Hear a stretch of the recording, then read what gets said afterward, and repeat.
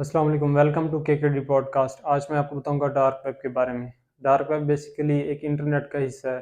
जो 10% हम लोग यूज़ करते हैं वो लोकल इंटरनेट है, और जो 90% है वो है डार्क वेब, जिसके बारे में हमें कुछ नहीं पता।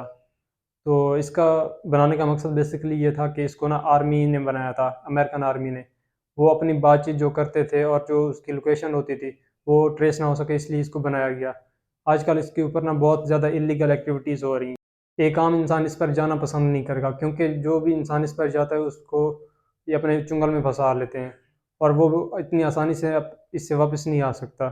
इस पर बहुत ज़्यादा इलीगल एक्टिविटीज़ हो रही होती हैं, जैसे ह्यूमन सेलिंग हो गई, ह्यूमन ऑर्गन सेलिंग और ड्रग सेलिंग वगैरह हो गई। ये इतना ख़तरनाक है कि इस पर एक आम इंसान जाना पसंद नहीं करता, क्योंकि इसके अंदर बहुत ज़्यादा ना इलीगल एक्टिविटीज़ हो रही होती हैं। ह्यूमन सेलिंग हो गई, ड्रग सेलिंग, और इसके अंदर मर्डर करने के डिफरेंट तरीके होते हैं। तो इंसान, कोई आम इंसान इस पर जाना पसंद नहीं करता। अगर कोई गलती से भी इस पर चला गया तो इसके साइड इफ़ेक्ट ये होंगे कि जो भी इंसान की पर्सनल इन्फॉर्मेशन होगी वो इस वेबसाइट पर चली जाएगी, और हैकर उसको चुरा लेंगे। तो इससे आपकी सारा बायोडाटा और जो भी इन्फॉर्मेशन होगी उनके पास चली जाएगी, और उसका गलत यूज़ कर सकते हैं।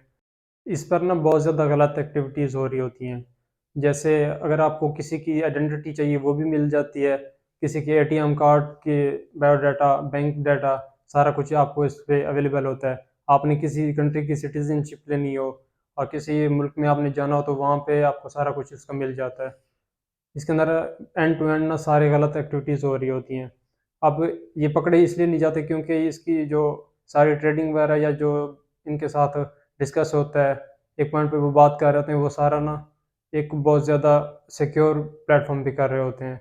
और इनकी जो ट्रांजेक्शन्स वगैरह हैं वो हम भी ट्रेस नहीं कर सकते, क्योंकि इनकी ना जो ट्रांजेक्शन होती है वो बिटकॉइन के थ्रू होती है। और बिटकॉइन एक ऐसा प्लेटफॉर्म है जो भी सिक्योर ट्रांजेक्शन करता है। उसका डाटा किसी को नहीं पता चलता कि वो कब कहाँ गया और किसके पास है, किसके पास गया।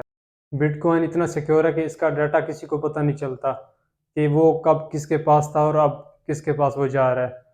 ये सब सुनने के बावजूद अगर आप चाहते हैं कि आप फिर भी डार्क वेब पर जाएं, तो आपको सबसे पहले टॉर ब्राउज़र इंस्टॉल करना होगा। उसके बाद वीपीएन कनेक्ट करके आपको थोड़ी बहुत प्राइवेसी मिल जाएगी।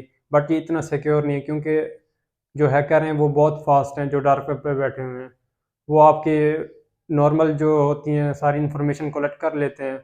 वो इतने फास्ट हैं कि वो आपके किसी भी वेबसाइट को, किसी भी कंप्यूटर को, और जिससे आप एक्सेस ले रहे हैं उस चीज़ को हैक करके आपकी पर्सनल इन्फॉर्मेशन ले सकते हैं। यहाँ कोई आम बंदा तो नहीं जानना चाहता। अगर आप जानना चाहते हैं तो आपके पास थोड़ा बहुत एक एज होता है कि थोड़ा बहुत सेफ है ये। इसके अंदर आपको एक और चीज़ देखने को मिलेगी, इसके ऊपर जो आपको एड्स और पॉपअप एड्स जो शो हो रहे होते हैं, वो बेसिकली ये होता है कि उनके ऊपर एक क्रॉस का निशान लगा होता है। अगर आप उन पर क्लिक करते हैं तो आपको वो क्रॉस नहीं होंगी, वो ऐड आपकी ख़त्म नहीं होगी।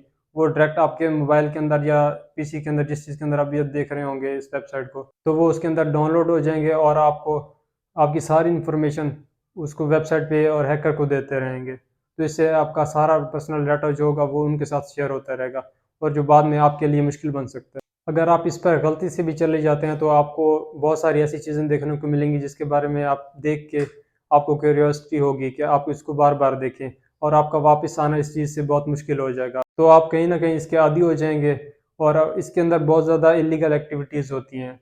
तो आपको एक डिस्कशन फोरम दिया जाएगा जिसके थ्रू आप इसको ज्वाइन कर सकते हैं। उससे पहले आपको बिटकॉइन उनको पे करना होगा। उस डिस्कशन फोरम में ये होता है कि अगर आपने किसी को सुपारी देनी है कि किसी को मरवाना है, तो उसके अंदर वो आपको बेसिकली डिफरेंट टिप्स देंगे कि हम इसको किस तरह मारें। कुछ कहते हैं कि इनको बाल खींच के इसकी मौत की जाए, इसके ये बॉडी ऑर्गन काट दिया जाए। इनके अंदर जो डिस्कशन फोरम्स होते हैं उनके अंदर आप क्रिमिनल्स से मिलते हैं। वो आपको एक टाइप का ना, मतलब सिक्योरिटी देंगे कि आपका नाम भी नहीं आएगा, और हम इस किसी भी इंसान के साथ कोई गलत एक्टिविटी कर सकते हैं। वो बेसिकली ये हो सकता है कि आप किसी इंसान को टॉर्चर करवाना चाहते हैं, उसके बाल खिंचवा देते हैं, मुंह पे एसिड फेंक देते हैं, और ये सारा कुछ ना वहाँ पे क्रिमिनल्स बैठे होते हैं, वो आपको ये सर्विसेज प्रोवाइड करते हैं। हद तक कि आप किसी भी इंसान को मरवाना चाहते हैं तो वो आपको इस चीज़ की भी सर्विस दे सकते हैं। इन वेबसाइट पे आप इजीली एंटर नहीं हो सकते। अगर आपको डिस्कशन फोरम के अंदर एंटर होना होगा तो सबसे पहले आपको कोई इनवाइट सेंड करेगा। इनविटेशन के थ्रू आप एंटर हो सकते हैं, इसके अलावा आप नहीं हो सकते। आपको बिटकॉइन के थ्रू उनको पेमेंट करोगे, उसके बाद फिर उनके साथ आपकी बातचीत होगी। और ये बहुत ही क्रिटिकल प्रोसीजर होता है। अब इसके बाद अगर आप इन सब चीज़ों के अंदर इन्वॉल्व हो गए हैं, तो एक ये आपको इसके साइड इफ़ेक्ट भी आपको मैं बता देता हूँ। अगर कोई भी वेबसाइट या हैकर पकड़ा जाता है, तो वो आपकी सारा बायोडाटा, आपकी सारी डिटेल उनको एफबीआई होगी, क्रिमिनल ब्यूरोज़ वगैरह हो गए, उन सबको दे देता है और वो आपको इज़िली एक्सेस कर सकते हैं, आपको पकड़ सकते हैं। तो आपकी नेक्स्ट लाइफ़ भी इस चीज़ से खतरे में पड़ सकती है और बाद में इसमें इल्लीगल एक्टिविटीज़ होना शुरू हो गई। ये जब सबसे पहले बनाया गया तो इसका मकसद सिर्फ़ ये था कि प्राइवेसी के अंदर जो भी आप बात कर सकें, वो किसी को पता ना चले और कोई भी एजेंट आपको ट्रेस ना कर सके।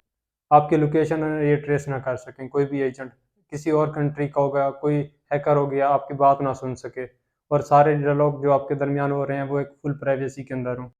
एक और बात इस चीज़ के अंदर मैं ऐड करूँगा, 2004 के अंदर ना tor ब्राउज़र को पब्लिक कर दिया गया। तो इसका उस टाइम ये मकसद बताया गया कि जो सब लोग हैं वो अपनी प्राइवेसी के अंदर सारा कुछ कर सकें।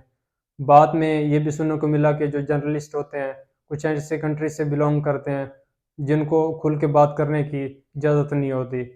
इस पर आके अपनी प्राइवेसी और सिक्योरिटी के साथ अपना ओपिनियन लोगों को बता सकें। क्योंकि बेसिकली कुछ ऐसे कंट्रीज़ हैं जहाँ की अवाम को और जर्नलिस्ट को अलाउ नहीं है कि वो वहाँ की गवर्नमेंट और आर्मी के खिलाफ बात कर सकें। डिक्टेटरशिप के अंदर कुछ कंट्रीज़ हैं, तो वहाँ की पब्लिक को एक ये प्लेटफ़ॉर्म दिया गया कि आप इज़िली ह्यूमन राइट्स के बारे में, अपने बारे में बता सकें कि आपके साथ क्या हो रहा है। इसकी बेसिकली असल वजह ये थी कि इल्लीगल एक्टिविटीज़ को रोकना और कुछ एफबीआई के और साइबर क्राइम के बंदे इस चीज़ के अंदर शामिल हो गए। वो एज़ अ क्लाइंट इनके साथ काम करने लगे और कुछ हैकर को उन्होंने अपने साथ शामिल कर लिया और ऑलमोस्ट 195 लोग पिछले कुछ रिसेंट ईयर्स में पकड़े गए, जो बड़ी-बड़ी इल्लीगल एक्टिविटीज़ परफ़ॉर्म कर रहे थे। डार्क वेब का 90% जो हिस्सा है वो दिल दहला देने वाला है, क्योंकि इस पे जो कंटेंट पड़ा हुआ है बहुत ज़्यादा वल्गर टाइप है। किसी भी इंसान की कीमत नहीं है इस चीज़ के अंदर। बहुत ज़्यादा गलत एक्टिविटीज़ परफ़ॉर्म हो रही हैं, बड़े लेवल पे ड्रग डीलिंग हो रही है। इसको बैन नहीं किया जा सकता क्योंकि असल वजह इसकी ये है कि इसको ट्रेस नहीं किया जा सकता। जो भी इस चीज़ को यूज़ कर रहा है, डार्क वेब के अंदर काम कर रहा है, उसकी लोकेशन एक नहीं शो होती है, 3-3 जगह उसकी लोकेशन शो होती है और वो डिफरेंट कंट्रीज़ के अंदर शो हो रही होती है। तो इसको इम्पॉसिबल है एक बैन करना और ये नेट की एक रियलिटी है। जब तक इंटरनेट चलता रहेगा, बैक एंड पे ये चीज़ें होती रहेंगी। अगर आप गलती से इस वेबसाइट पर चले जाते हैं तो आपको सबसे जो बड़ा साइड इफ़ेक्ट ये होगा कि अगर वेबसाइट ओनर या कोई हैकर पकड़ा जाता है, तो आपकी सारी डिटेल उनके साथ कनेक्ट होगी और आप भी पकड़े जाएँगे। साइबर क्राइम, एफबीआई, एफआईए ऐसे बहुत सारे इदारे हैं जो इस चीज़ को रोकने के लिए काम कर रहे हैं। आपको आज की इस वीडियो से अंदाज़ा हो गया हो कि आपने डिस्कशन फोरम्स और डार्क वेब पे क्यों नहीं जाना। आपकी लाइफ़ में क्या साइड इफ़ेक्ट हो सकते हैं इसकी वजह से। तो आपको होप सो आज की मेरी वीडियो अच्छी लगी होगी। आपने पास्ट में कोई ऐसा एक्सपीरियंस किया हो, आप किसी भी वेबसाइट पर ऐसी पे गए हों, डार्क वेब पे आपने स्क्रॉल किया हो इसके बारे में, तो आप मुझे कमेंट सेक्शन में इसके बारे में बता सकते हैं। थैंक यू, अल्लाह हाफ़िज़।